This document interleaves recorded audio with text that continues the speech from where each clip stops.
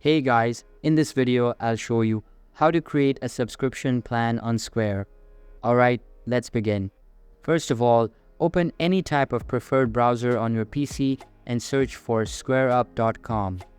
After that, open the official website and sign into your account. Once signed in, you will be sent to your account's dashboard. Here, click on the subscriptions feature from the left side menu.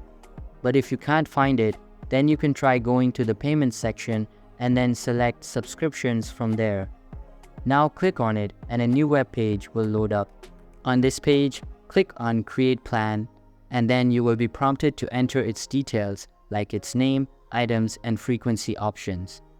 After the name, click on Add Frequency Options and then enter the following fields. Once done, click on the Add button and then try saving it. As you can see, you cannot create a plan without adding items, so just click on the Assign Items button, select the preferred one, click on Done, and then save the plan. So that's basically how you can create a subscription plan on Square. And that's it for this video. If you find this helpful, consider subscribing and giving this a big thumbs up. Thanks.